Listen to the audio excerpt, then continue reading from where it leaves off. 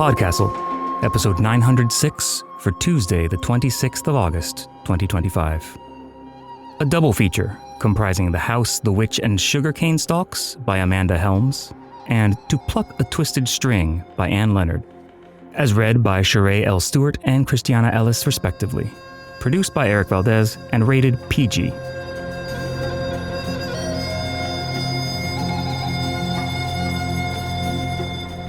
Good morning, good day, good afternoon, and good evening, and welcome to PodCastle, the flying castle of fantasy fiction. I'm your host, Eric Valdes, and it is my pleasure to present two magic-filled tales for your enjoyment this week. First up is The House, the Witch, and Sugarcane Stalks by Amanda Helms, as narrated by Sheree L. Stewart. This story was previously published by Lightspeed Magazine, April 2023. Amanda Helms is a mixed-race, black-white writer whose short fiction has appeared in fine venues such as Faya, Beneath Ceaseless Skies, and Uncanny. A member of SFWA and HWA, she also serves as an editor for Diabolical Plots. When not reading, writing, or editing, she's likely chasing after her school-age child, daydreaming about embarking upon train journeys, or cooing over cute puppy pictures. Sheree L. Stewart works as an actor and independent filmmaker and writer in Los Angeles. Her focus is dark, speculative sci-fi and horror. She lends her voice as a regular narrator for the Nightlight Horror podcast, as well as Escape Artist podcasts. She's had several horror stories produced for the Reading Horror podcast and Nightlight Horror podcast. She is the creator and head writer for the dystopian sci-fi comedy series Good Morning Antioch, which was shortlisted for a 2023 Ignite Award. A member of the Horror Writers Association, she was featured as one of 2023's Black Women in Horror. Now pay attention, for our tale is about to begin, and you cannot hide from the world forever.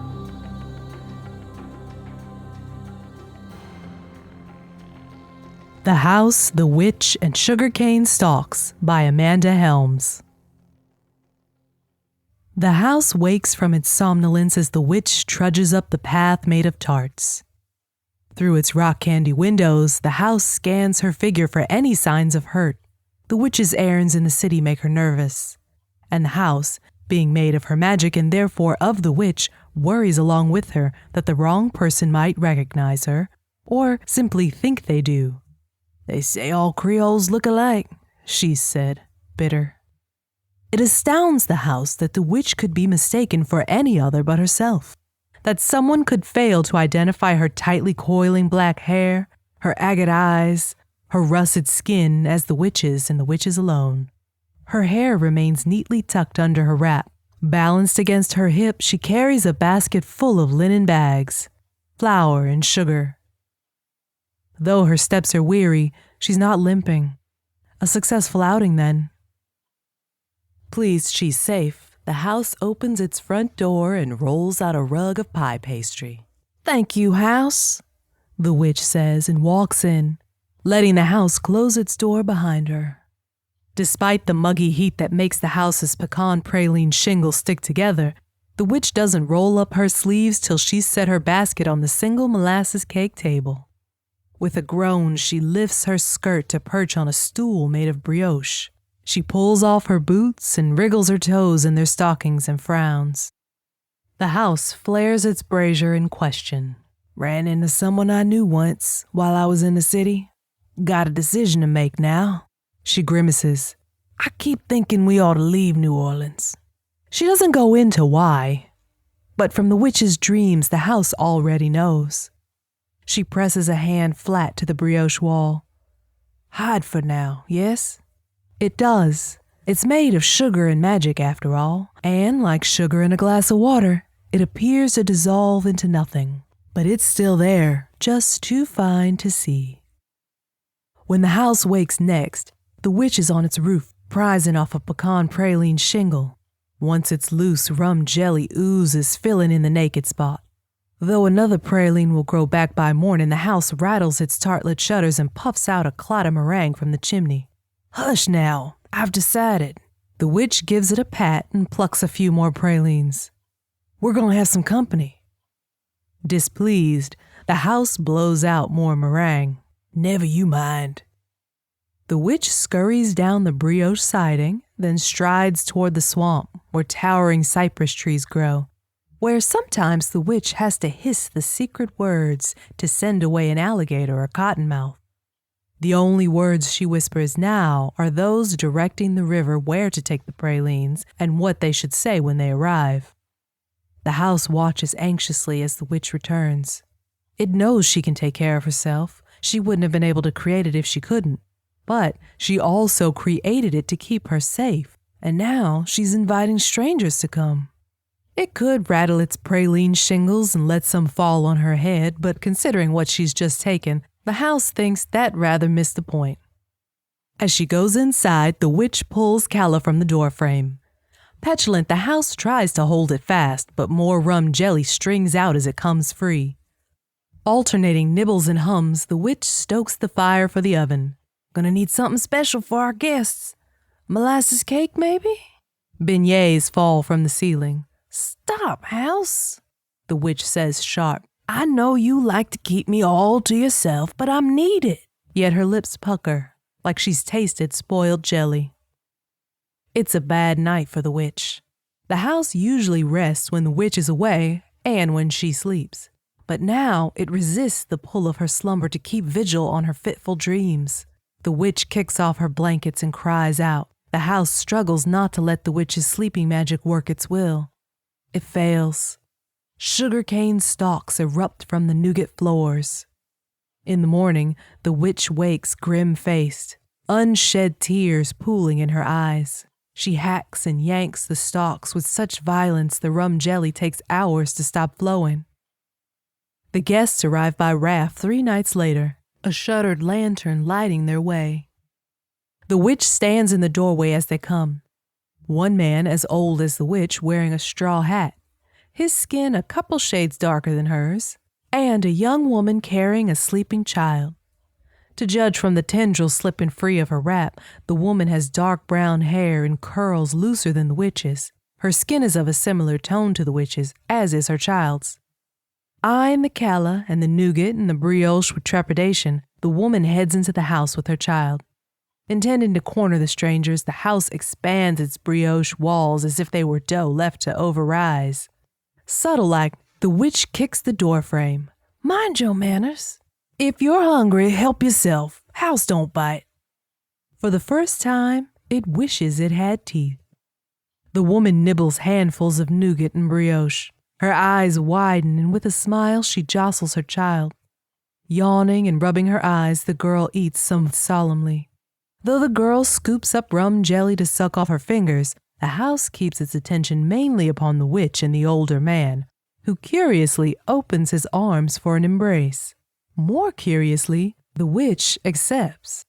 Very kind of you to do this, the man says. It's just a night, and then I'll take them to the next station, and they'll switch conductors. A pause. Will I find you again? The witch pauses longer. Still deciding. A body gets used to being safe. The man, conductor, keeps his expression shuttered. Well, we appreciate whatever help you give, even if this is the last. The witch remains silent. The house can't help itself. It sighs out a satisfactory meringue. A cough. But, meaning no disrespect, Agnes, why is your house like this? The conductor gestures to the nougat, the beignets, some petit fours arranged on a tray. In irritation, the house lets its nougat around the conductor's feet melt. Grimacing, he lifts his feet to a less sticky spot.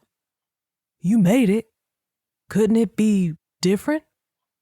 Affronted, the house allows a stale beignet to fall on the conductor's head.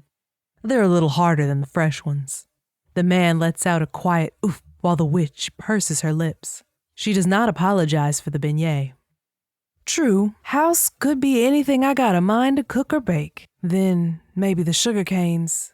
She exhales, cheeks puffing out like popovers. It might go easier on me if I made house of something else. Cornbread and gator fritters, maybe? Her back straightens, and though the conductor is more than a foot taller than the witch, he slouches back. But then I think, no, they took my home and my family from me, everything. But this food, I made it mine, like house is mine.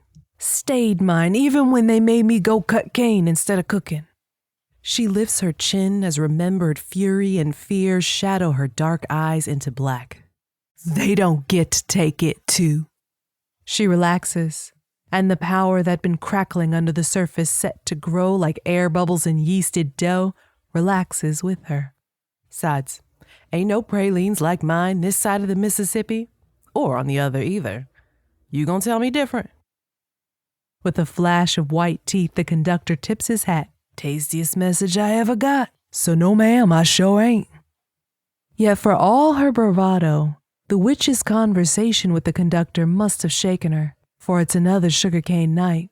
The witch thrashes alone on her nougat bed while the stalks rise around her, forming a cage. The house thrashes with her best it can. Nougat goes runny and beignets fall from the ceiling in a shower the house hopes will knock down the stalks. It's forced to stop for fear of burying the witch. The conductor scrambles up from the corner near the stove where he'd been sleeping. Agnes! Trampling beignets underfoot, he shoves through the sugarcane and does what the house could never do. He wakes the witch. She's weeping, and where her tears hit the nougat, they pearl into caramel. The man waves at the young woman and child peering down from the loft where they slept. I got this. He helps the witch out of the sugarcane cage, and together they remove the stalks. I still dream about it too sometimes, he says when they've finished. Habitation Hadel. The witch says nothing, but she squeezes his hand. Soon as nightfall comes again, the conductor and his passengers are on their way. The witch watches the swamp long after the light of their shuttered lantern fades from view. The house considers. It shimmies from its tartlet shutters to its brioche siding and finally to its roof. The witch catches the praline in midair. You know, I was thinking the same thing. The broadness of her smile makes the house's fire blaze. Little company might be nice.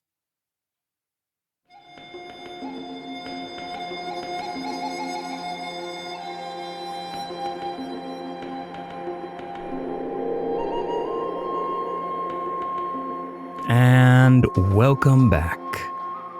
That was The House, the Witch, and Sugarcane Stalks by Amanda Helms.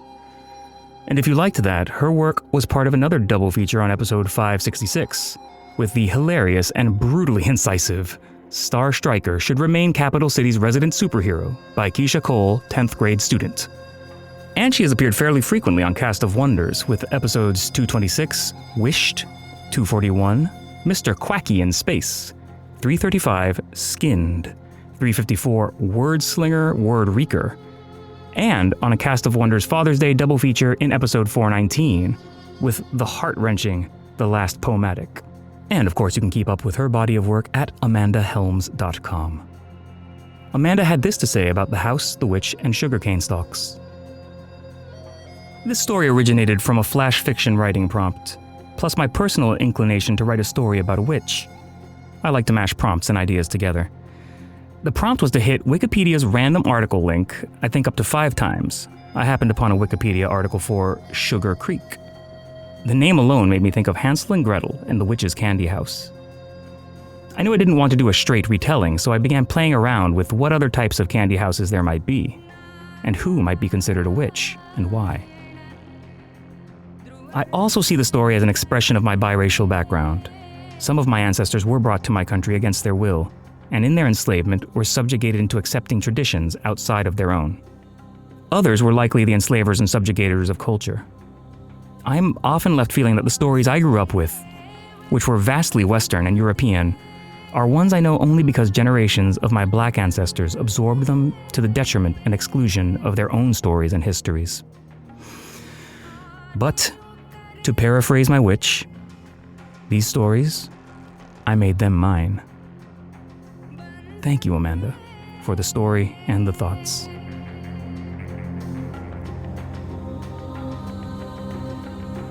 Our second tale is To Pluck a Twisted String by Anne Leonard, narrated by Christiana Ellis. This story was previously published by the Magazine of Fantasy and Science Fiction, September-October 2023. Anne Leonard is a novelist and short story writer.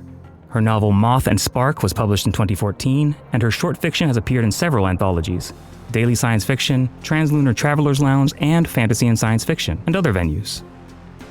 Her occupations have ranged from library assistant to teacher to lawyer. She has an MFA in fiction from the University of Pittsburgh and 2 other graduate degrees. She resides in Northern California with her family and enjoys hiking, baseball, and photography. Christiana Ellis is an award-winning writer and podcaster living with her dog in Watertown, Massachusetts. She is the author of Nina Kimberly the Merciless, Space Casey, and Phyllis Esposito, Interdimensional Private Eye. But she can also frequently be found streaming tabletop role-playing games on Twitch. All her work can be found at www.christianaellis.com. Now pay attention, for our tale is about to begin, and you must be diligent to find someone willing to speak the truth.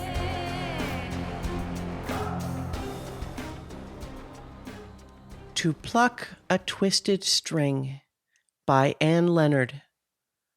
Narrated by Christiana Ellis. This is a truth. It is the hardest thing in the world to see your child suffer. And this is another. Anyone can learn magic, but in the hands of an artist, it can destroy. When my boy was 16, he went to the Glass City to study painting with a master. He took nothing but his clothes, his paints and brushes and pencils, and his guitar. We had bought the guitar for him years ago because his fingers needed something to do when he was not painting. "Music helps me see my art," he said. He submitted to my hug, kissed me on the cheek, shook his father's hand, and left. Slowly, almost imperceptibly, the odor of paint and linseed oil faded from the house. A year later, he was back, skinny, unhappy, and murderously angry, silent about what had gone wrong. Failure, but it could have been failure in love, in painting, in his master. He put away his pencils, returned to helping my husband in the mill, and spent his evenings strumming moodily on the guitar. He had painted it blue. When I asked him why, he said, "I like blue." His voice was adult with bitterness. Bit by bit, he rejoined us, offering to help with dinner, collecting the chicken eggs, sitting and talking. Some of the tightness in me began to unwind. He was healing. I stood behind him one afternoon, looking down at the mill stream, watching the frothing water settle and still. He said he would like to sketch it, and I thought, I have my son back. And then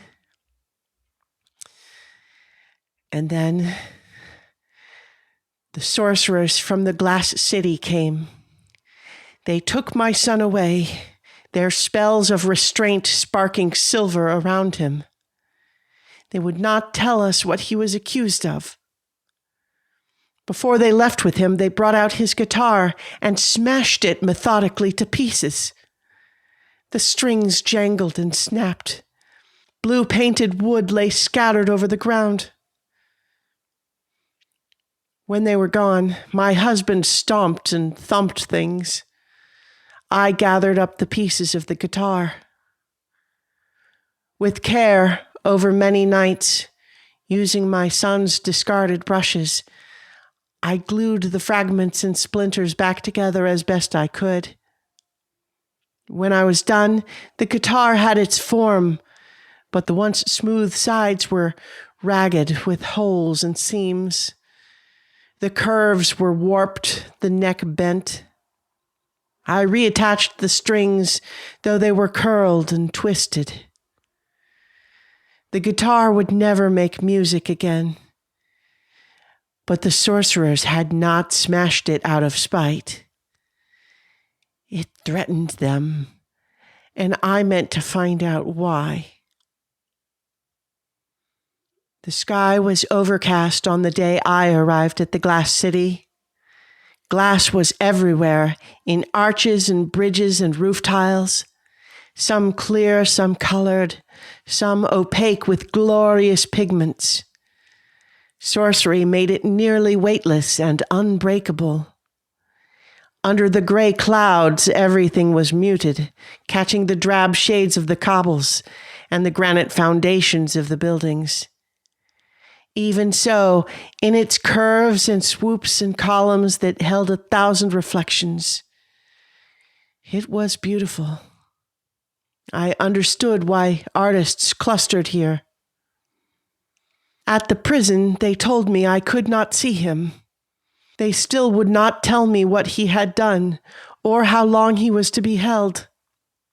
The prison was a harsh, strong, windowless building, square and blocky, made of a stone that seemed to swallow light. It menaced me, and among the bright clarity of glass, I had no place to hide. My son's master turned me away without answer or reason. So did his friends.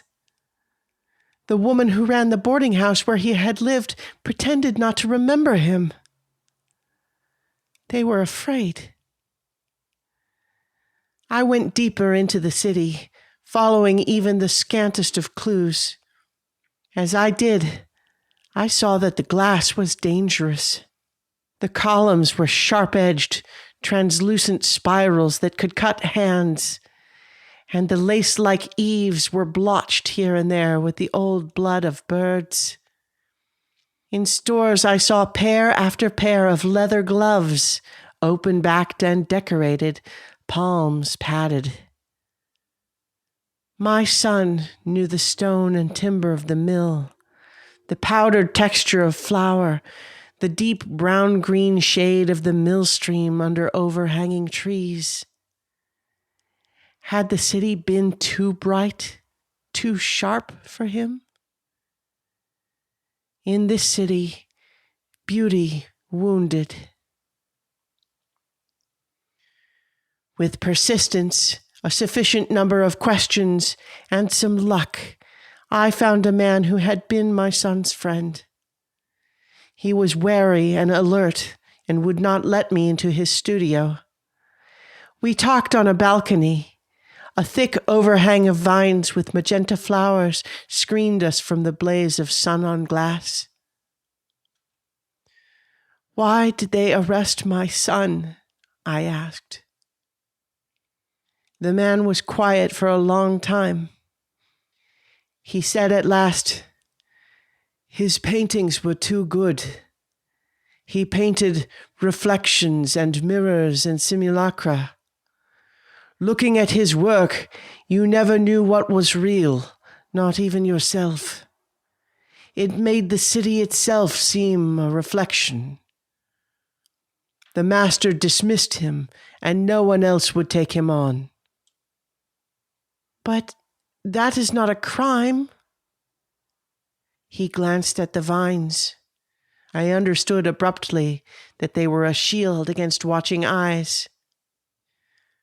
"People said he used magic, that his paintings were spells. He didn't. He would have considered that cheating even if it had been possible. But after he was dismissed, he did learn sorcery somehow, which is illegal. He used his guitar to break the unbreakable glass. I watched him strum a chord and shatter a column. No one else could do it. I told him to go home for his own safety. I'm sorry he was found." I shivered. It seemed impossible, my boy doing magic. Why had he not come home when he was first dismissed? Was he too ashamed? Afraid of what his father and I would have said to him? When he was small, his father and I marveled every day that we had made a person. unique and alive and utterly himself.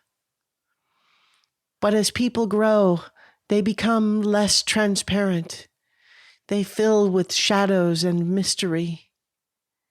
16 is young enough to make bad choices and old enough to hide them. What happened to his paintings? A few sold.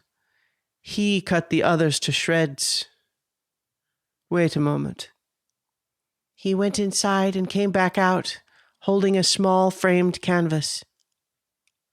A woman by an open window, a songbird on her open palm. Her skin had the gleam of glass, and the bird had the sheen of metal. The longer I stared, the more unsettling and disturbing it became. My own face was dimly reflected in the bird's wing, but I could not tell if he had painted it there or if it was an actual reflection. He must have felt so lost to paint a thing like this, uncertain and troubled and afraid. I had only one more question. Why did he paint his guitar blue?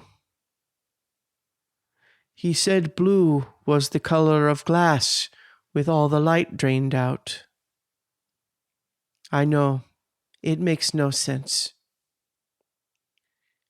Glass with all the light drained out. Dead, empty, brittle. Did he break the glass because the alternative was to break himself? I returned to the prison and from outside it fought my love at my son as hard as I could. I tried to imagine what color the black stone would be with all the captured light drained out. Then I went home. My husband and I both wept a little, aching and helpless. That evening, I studied the guitar. The blue paint was like the night. I plucked a twisted string. The discordant note hung in the air. In the kitchen, something cracked. This, too, is a truth.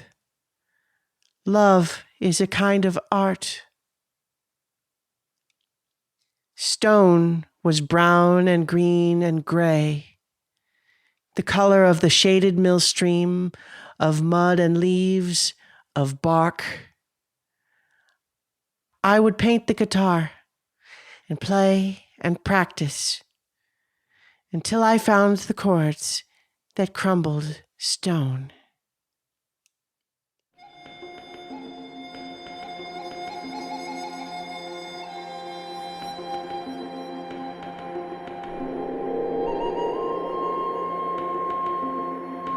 And welcome back. That was To Pluck a Twisted String by Anne Leonard. And while this is her first publication by escape artists, it is far from her first publication, so if you enjoy that, you can find more on AnneLeonardBooks.com. Anne had this to say about To Pluck a Twisted String. This story was inspired by photos of a blue guitar hanging in a store window and flowering vines. Somehow my brain just put those together and this is what came out. Thank you, Anne, for the story and the thoughts.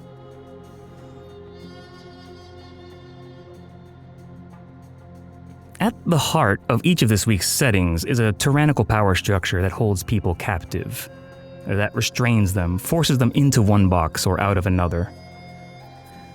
The witch's trauma from it runs deep, prompting her to realize that her own precarious freedom is not worth much when others still suffer as she did. Her tale very tastefully relies on the reader's at least superficial knowledge of the history of enslavement in the Americas, but the establishment of the setting manages to be at once constant and powerfully understated. The young painter was only exercising his skills when the people around him, fearing for their own hides, ostracize him creating in him the very threat that they and their overlords feared, and when the sorcerers act against him to maintain their monopoly on magic, create that threat twofold in the heart and hands of the boy's mother. To be sure, are these threats? Both these tales remind us that there are a lot more ways to act out against an unfair power structure than to fly a fighter for the Rebel Alliance. Creative acts, the forging of words, images, music, clothing, and yes, even culinary delights can be acts of subversion. And both tales also feature acts of love and compassion that highlight the beauty of connection between people, while simultaneously gnawing at the base of fascism. These acts can communicate to others that abuse by the powerful is not to be tolerated. And just as importantly, can communicate that same message to ourselves. Right now, I know I need to hear it.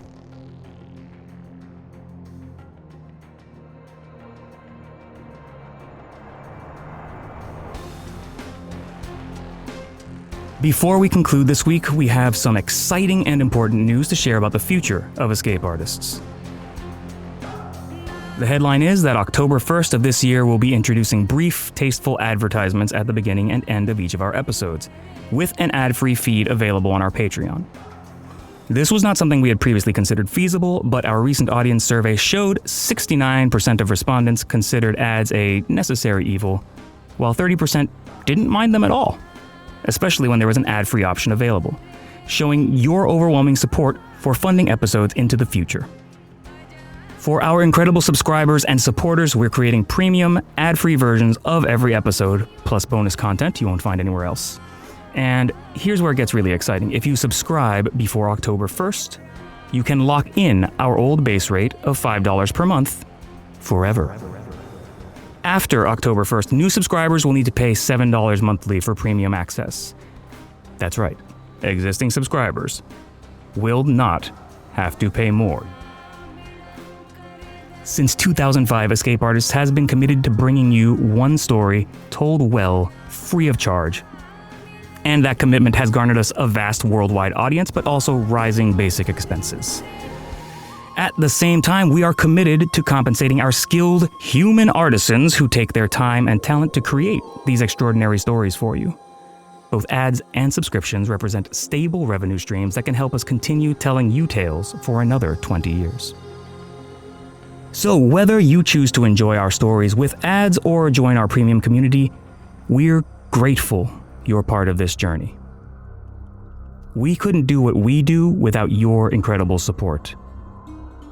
So thank you for helping us bring free and accessible speculative audio fiction to listeners around the globe. Thank you for keeping these old battlements aloft.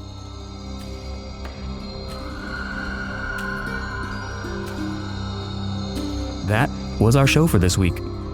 On behalf of everyone at PodCastle, your co-editors Wanini Kimemia and Devin Martin, assistant editor Caitlin Zavanovich, regular host Matt Dovey, and our many wonderful first readers Andrew K. Ho, Baluan Conte, Craig Jackson, Emalia Harrington, Habiba Dokubo, Julia Pat, Kieran Corsaini, Tanya Bari, Tarver Nova, Tierney Bailey, Zeev Wheaties, and myself, audiomancer Eric Valdes.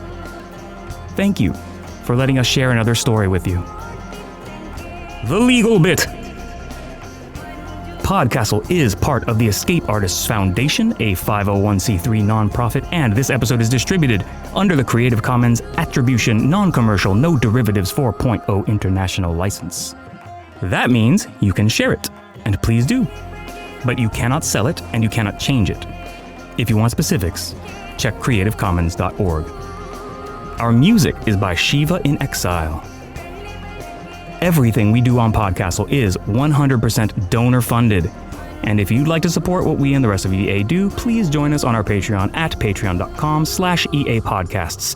And remember, the cost of our ad-free subscriber tier increases on October 1st, so you have the chance to grandfather yourself in at the historical rate if you haven't already. Cool. Prefer another method? There are details for supporting us via Twitch, Amazon Prime, Ko-fi, and PayPal on escapeartists.net. We'll be back next Tuesday with another fantastic tale. In the meantime, you might care to check out our sister podcasts, Escape Pod for science fiction, Pseudopod for horror, Cast of Wonders for YA speculative fiction, and Cat's Cast for speculative cat stories. If your heart belongs to us, though, we'll see you next week. Be safe and be kind.